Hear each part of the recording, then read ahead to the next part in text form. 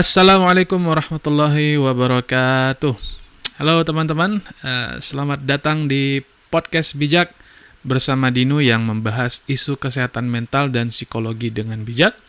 Karena hidup dengan bijak akan membuat hidupmu menjadi tenang. Selamat datang teman-teman, gimana kabarnya? Mudah-mudahan dalam keadaan sehat dan bugar. Buat yang lagi punya tujuan hidup yang sedang dijalani, mudah-mudahan semuanya lancar, mudah-mudahan semuanya baik ya, yang sedang bekerja, yang sedang kuliah atau apapun, mudah-mudahan semuanya dalam keadaan baik dan dalam keadaan yang semangat ya. Oke. Sekarang di episode keempat ya, teman-teman. Hari ini saya akan membahas satu topik yang ini sebuah topik yang mendasar banget nih bagi kita semua. Sebuah topik yang sangat berpengaruh kepada kondisi kesehatan mental kita. Dan ini salah satu penyebab juga ataupun yang menentukan bagaimana kondisi kesehatan mental kita. Yaitu tentang pikiran, ya, tentang akal, kekuatan pikiran kita. Ya, kita tahu ya bahwa masalah kesehatan mental itu pada umumnya ada 3 besar gitu ya. Yang kita bisa kenali itu stres, kecemasan, dan depresi. Selama kurang lebih 2 tahun saya praktek sebagai psikolog, masalah-masalah tadi ya, stres, tekanan, bingung, cemas, depresi, itu sering banget terjadi itu dipengaruhi oleh bagaimana persepsi kita ya, persepsi setiap orang tentang dirinya sendiri, tentang lingkungan ataupun tentang masalah itu sendiri. Contohnya, mungkin ada beberapa dari kita atau sebagian dari kita yang berpikir merasa sulit gitu ya untuk melakukan sesuatu karena sudah takut gagal dulu ya sebelum mencoba. Nah, mungkin ya ketika teman-teman kayak mendaftar di lowongan tertentu atau mendaftar ikut kepanitiaan tertentu, itu ngerasa kayak aduh kayaknya aku nggak bisa deh gitu ya. Kayaknya aku udah nggak punya kemampuan, nggak punya kapabilitas tertentu gitu untuk menjalani tanggung jawab tadi. Nah, belum coba aja udah takut gagal gitu ya. Itu kan berarti persepsi kita tentang diri kita itu bermasalah gitu. Padahal kalau dilihat lagi track recordnya ke belakang, pengalaman organisasinya bagus gitu ya.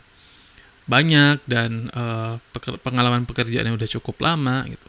Tapi mungkin karena selama berjalannya pengalaman tadi ya, selama mengikuti organisasi ataupun pekerjaan yang sebelumnya, menemui kendala-kendala gitu ya, menemui tantangan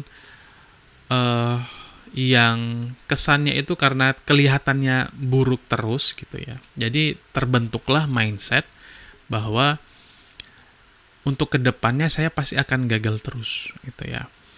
Nah, itu yang mungkin banyak ya dari kita merasakan hal tersebut gitu. Nah, bukti lainnya bahwa pikiran itu dapat mengganggu kesehatan mental kita gitu ya. Ketika saya praktek konseling dengan klien saya yang memang punya masalah secara emosi itu ya, perilaku dan juga di pikirannya, setiap kali saya coba untuk meminta informasi lebih lanjut ya, saya coba menggali apa yang mereka pikirkan. Saya coba minta mereka untuk berpikir hal yang alternatif gitu ya. Atau saya pun juga terkadang menantang bagaimana cara berpikirnya mereka dengan pertanyaan simpel kayak, siapa sih yang dirugikan kalau kamu berpikir seperti itu? Siapa yang capek? Siapa yang untung misalkan gitu ya. Langsung tersadarkan gitu ya, langsung punya aha moment, oh iya ya, selama ini saya yang bermasalah gitu. Selama ini cara berpikir saya kurang tepat gitu ya. Nah, itu ketika mereka tersadarkan seperti itu, mereka menjadi lebih tenang gitu ya. Mereka menjadi lebih berdaya dalam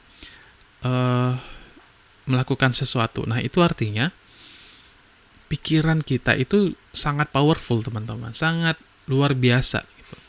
Dengan kita shifting aja, mengubah cara pandang kita terhadap sesuatu, diri kita jadi lebih baik perasaannya gitu ya. Itu belum memulai ataupun belum menghadapi situasi aslinya ya, baru ketika konseling gitu. Sudah ada perasaan lebih tenang, lebih bahagia ya. Bukan bahagia banget lah, tapi udah ada perubahan emosi positif ya, ke arah positif itu. Bagaimana ketika menghadapi situasi benarannya gitu. Nah, itu yang saya yakini bahwa pikiran kita itu sangat luar biasa, sangat memberikan pengaruh yang cukup besar pada kondisi kesehatan mental kita. Dan ketakutan ya teman-teman, ini saya cukup sering mendengar kata-kata ini gitu ya, mungkin dari beberapa ustadz, dari motivator juga sepertinya, bahwa ketakutan itu sering terjadi karena ketidaktahuan kita atau ketidaktahuan seseorang tentang satu hal gitu. Artinya pengetahuan, ilmu itu menjadi peran penting dalam mengendalikan ataupun mengurangi ketakutan kita di dalam kehidupan gitu. Nah, kalau kita awalnya takut gitu ya, kayak tadi takut gagal dulu nih, udah takut nggak bisa duluan. Akhirnya kalau kita meyakini kegagalan itu akan terjadi, ya yang dirasakan pasti akan cemas, akan tidak berdaya, kita nggak bisa lakukan apa-apa karena tidak bisa untuk menghadapi kegagalan tadi. Akhirnya kita lebih milih untuk mundur dan membiarkan kesempatan yang bagus yang kita temukan di hadapan kita. Nah, ya artinya sebagian besar kehidupan kita itu sangat mungkin dipengaruhi oleh bagaimana kita mempersepsikan apa yang kita hadapi, teman-teman. Dan persepsi ini mempengaruhi emosi dan perilaku kita. Ya, persepsi ataupun keyakinan kita pada diri sendiri, pada lingkungan, dan pada masalah itu sendiri sangat mudah mempengaruhi bagaimana perasaan kita ya, dan bagaimana kita berperilaku, bagaimana kita bertindak dalam melakukan pekerjaan ataupun kuliah. Nah, ada sebuah teori psikologi kognitif yang ini saya suka banget ya dengan teori ini, yang dicetuskan oleh Albert Ellis, yang mana dia juga salah satu atau sebagai penggagas teori Rational Emotive Behavioral Therapy gitu. Nah, menurut Albert Ellis, seorang yang mengalami masalah kesehatan mental ataupun isu-isu psikologis ya, kayak skizofren, kayak depresi, cemas, itu apa yang dia rasakan ya secara di emosi dan perilakunya itu diakibatkan oleh cara berpikir ataupun keyakinannya yang salah gitu. Atau dia menyebutkan irrational belief ya, keyakinan yang irasional. Jadi pikiran kita ini cukup powerful ya teman-teman, dengan menurut teori tadi gitu, bahwa ya kok bisa gitu ya, dengan pikiran aja bisa mempengaruhi emosi kita dan perilaku kita. Bahkan masalah fisik juga terjadi karena masalah pikiran juga gitu. Katakanlah overthinking ya teman-teman. Nah, ini overthinking kan jadi masalah umum ya yang terjadi di hampir semua orang pasti akan mengalaminya gitu. Sekali dua kali pasti akan mengalami. Nah, katakanlah overthinking ya. Overthinking teman-teman suka memikirkan hal-hal yang serupa, hal-hal yang sifatnya negatif tentang kehidupan, saya tidak bisa melakukan ini, ABC gitu. Itu sedikit banyak bisa mempengaruhi fisik. Contohnya, menyebabkan asam lambung naik misalkan gitu ya. Kadang-kadang kalau sudah punya riwayat asam lambung itu, overthinking bisa menyebabkan asam lambung gitu ya, penyakit asam lambung. Atau pikiran irasional tadi menimbulkan psikosomatis ya. Jadi karena pengaruh psikologis ya, fisik kita jadi terganggu gitu. Nah, atau contoh lainnya ya, misalkan ketika kita meyakini tanpa pasangan hidup kita akan jadi sengsara, hidup kita akan jadi seakan-akan bumi ini runtuh gitu ya, dunia ini kosong hampa gitu. Nah itu ya belum tentu juga kan ya, kalau kita menjalani itu ataupun tidak tanpa pasangan, belum tentu juga kan ya hidup kita jadi sengsara gitu. Nah, ketika seseorang meyakini hal itu, yang ada muncul perasaan sedih terus gitu ya, perasaan sedih, perasaan kecewa, perasaan marah pun bisa juga gitu.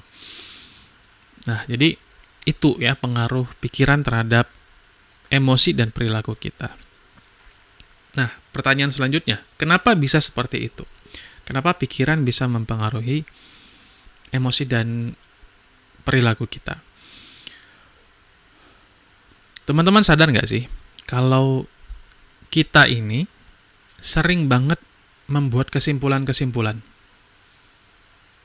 Ya, kita sering menyimpulkan sesuatu atau menyimpulkan sesuatu dari tanda-tanda yang kita baca, dari tanda-tanda yang kita lihat.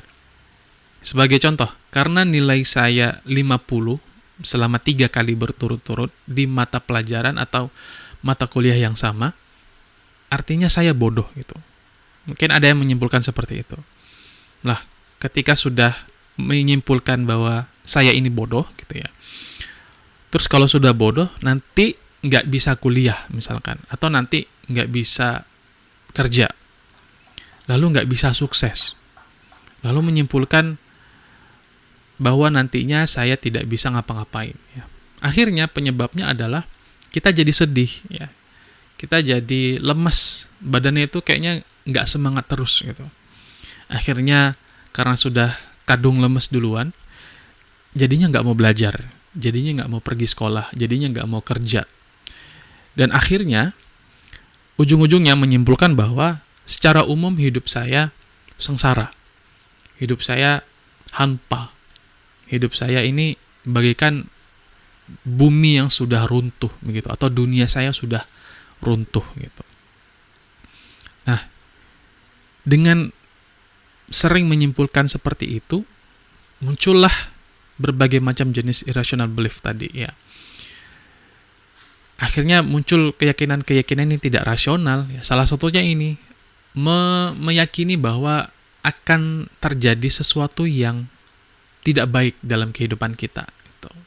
Atau misalkan tadi bumi ini sudah runtuh, atau apapun lah gitu ya. Nah, artinya teman-teman, hidup ini atau hidup yang kita jalani saat ini, ketika teman-teman merasa ini berjalan tidak baik, bisa jadi itu bukan karena orang lain ataupun bukan karena lingkungan. Bisa jadi itu dari diri kita sendiri yang mengizinkan masalah itu mengambil alih pikiran kita. Jadi masalah-masalah yang kita hadapi itu, kesulitan-kesulitan yang kita hadapi itu, kita secara sadar ataupun tidak sadar masuk ke dalam pikiran kita, dan itu yang menguasai pikiran kita.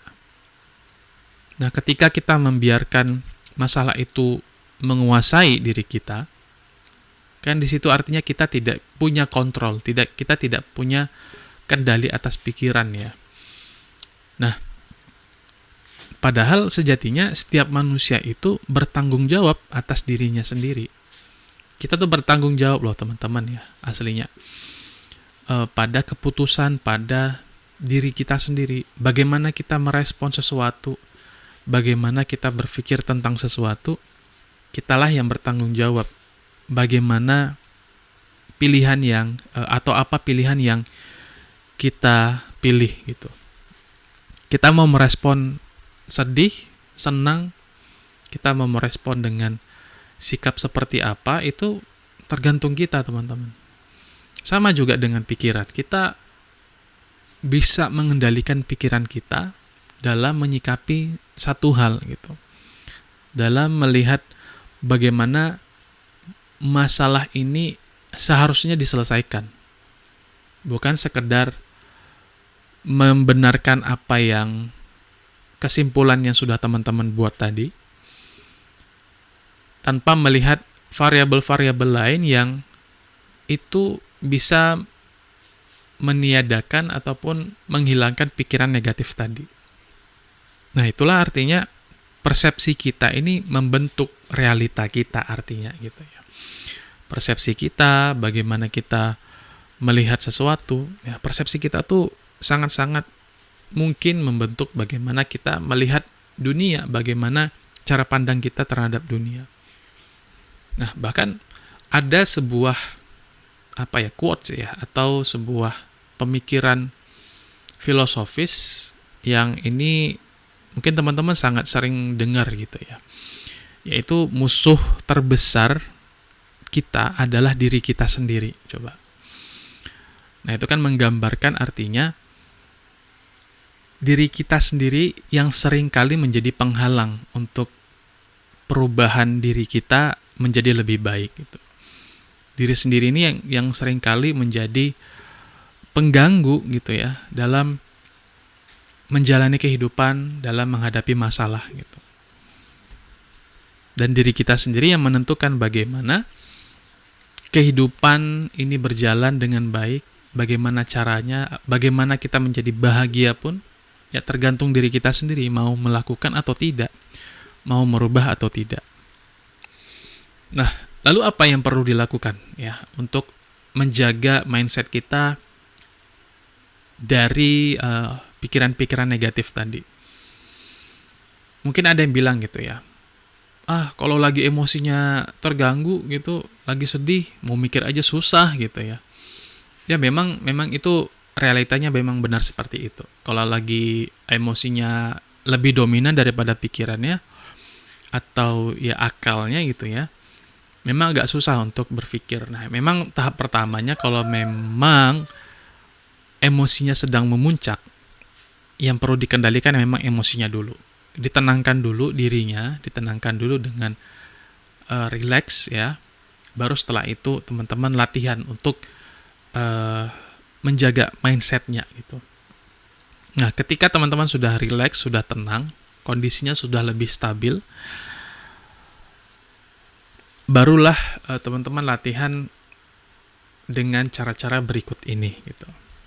Nah, kalau menurut Albert Ellis ya, yang penggagas Rational Emotive Behavioral Therapy tadi, cara yang bisa dilakukan adalah dengan menantang keyakinan-keyakinan yang tidak rasional tadi. Menantang cara berpikir kita yang tidak rasional. Ya, men-challenge, melawan ya, cara apapun yang bisa dilakukan untuk meng-counter tadi pikiran-pikiran yang tidak rasional. Ya, bisa dilakukan dengan cara bertanya ya, bertanya pada diri sendiri, bertanya pada pemikiran kita apakah benar atau tidak gitu ya. Apakah pikiran itu menguntungkan saya ataukah itu merugikan diri saya gitu. Diawali dari hal seperti itu ya. Karena di situ ada proses menyadari juga, menyadari pikiran-pikiran kita apakah ini baik atau tidak itu tadi. Nah, lalu mencoba untuk mengganti pikiran tadi atau keyakinan tadi dengan yang lebih positif. Ya, misalkan ketika tadi saya contohkan di awal, sudah takut gagal dulu dalam menghadapi sesuatu ataupun menjalani pekerjaan gitu. Ya, saya menyadari dulu nih, ini salah ini cara berpikir ini. Saya mempertanyakan baik nggak sih sebenarnya kalau saya berpikir seperti itu. Nah, ternyata nggak baik ya, karena akhirnya ketika saya berpikir gagal terus, ya saya nggak bisa melakukan apa-apa. Saya akhirnya tidak melakukan apa yang dibutuhkan tadi gitu.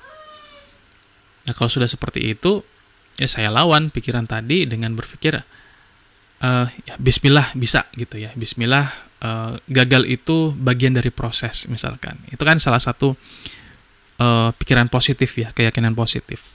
Gagal itu bagian dari proses, gagal itu tidak terjadi selama-lamanya gitu. Nah, itu bisa teman-teman coba.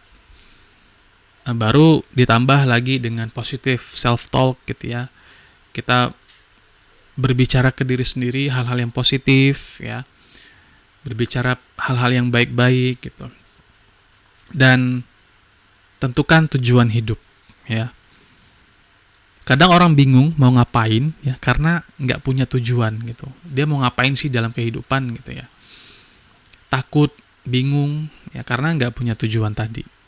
Nah, ini cara-cara yang bisa teman-teman lakukan untuk melawan ya cara berpikir yang tidak rasional, cara ataupun keyakinan tadi yang sangat mengganggu kehidupannya teman-teman sampai tidak bisa melakukan pekerjaan secara produktif, nggak bisa belajar dengan mudah gitu ya. Coba latihan seperti ini. Nah, tapi satu hal yang penting teman-teman. Teman-teman mungkin sudah paham gitu ya, bagaimana powerfulnya pikiran kita dan mempengaruhi diri kita, dan bagaimana cara menghadapinya. Cuma satu hal ini yang perlu teman-teman ingat, bahwa perubahan itu tidak terjadi secara instan.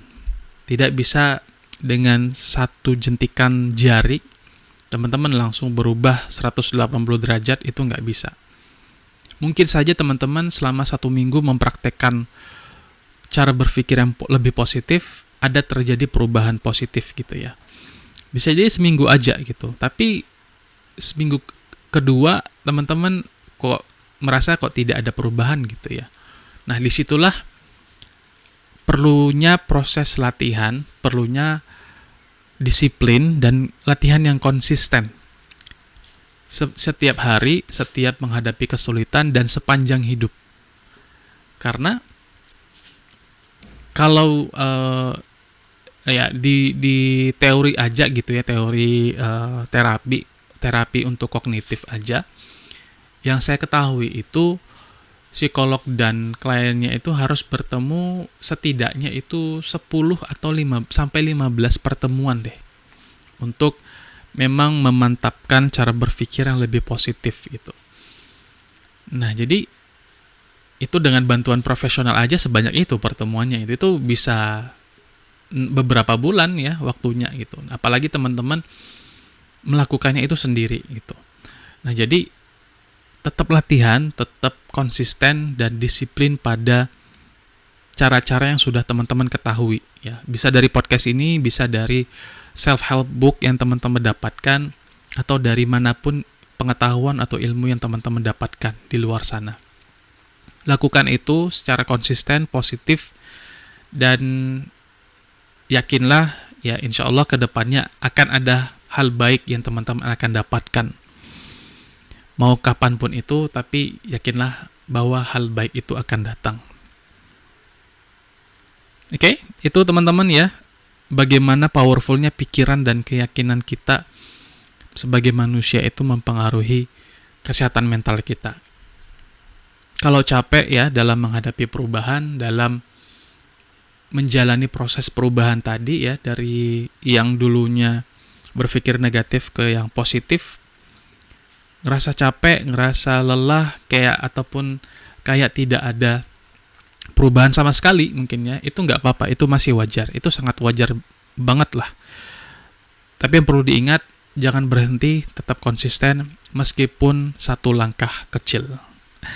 Oke, sekian dulu dari saya untuk episode kali ini. Terima kasih dan stay bijak. Assalamualaikum warahmatullahi wabarakatuh.